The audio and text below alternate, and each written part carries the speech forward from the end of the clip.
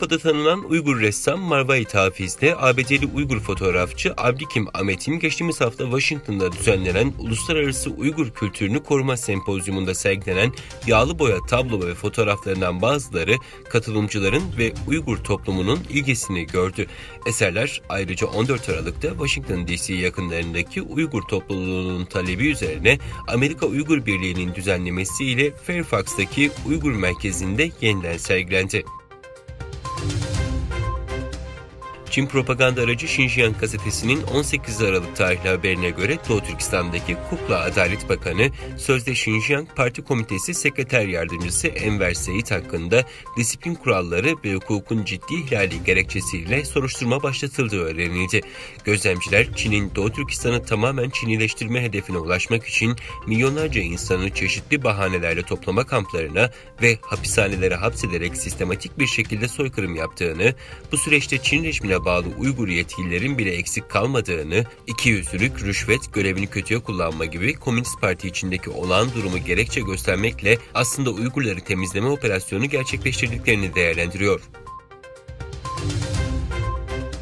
Doğu Türkistan davasının eski liderlerinden merhum İsa Yusuf Alptekin vefatının 27. yıl dönümü münasebetiyle 18 Aralık Pazar günü İstanbul'daki törende anıldı. Törene İstanbul Üniversitesi öğretim üyesi Profesör Doktor Meula Uydu Yücel başkanlık etti. Törende İstanbul Üniversitesi Türk Dünyası Araştırmaları Enstitüsü Müdür Yardımcısı Doktor Ömer Kul, İsa Yusuf Alptekin'in hayatı ve eserleri hakkında konuştu. Hindistan Dışişleri Bakanı, Çin'le gerilimin yaşandığı ihtilaflı sınır bölgesine daha fazla asker konuşlandırıldığını söyledi. Ayrıca bakan, Çin'in sınır bölgesine tek taraflı statüko değişikliğine gitmesine müsaade etmeyeceklerini belirtti. İki ülke arasında 9 Aralık'ta da belirsiz sınır hattını tanımlayan fiili kontrol hattında çatışma yaşanmış, iki taraftan yaralananlar olmuş, olay medyaya 3 gün sonra sızmış ve yetkililerce doğrulanmıştı. Almanya Cumhurbaşkanı Steinmeier, Çin'in devlet başkanı Xi Jinping'le telefonda Ukrayna'daki savaşı görüştüğünü bildirdi. Almanya Cumhurbaşkanlığı ofisinden yapılan açıklamaya göre Steinmeier, Çin devlet başkanı Xi ile yaptığı 1 saatlik görüşmede Ukrayna'daki savaşın yanı sıra ikili ilişkiler ve Çin'deki Covid-19 durumunu ele aldı.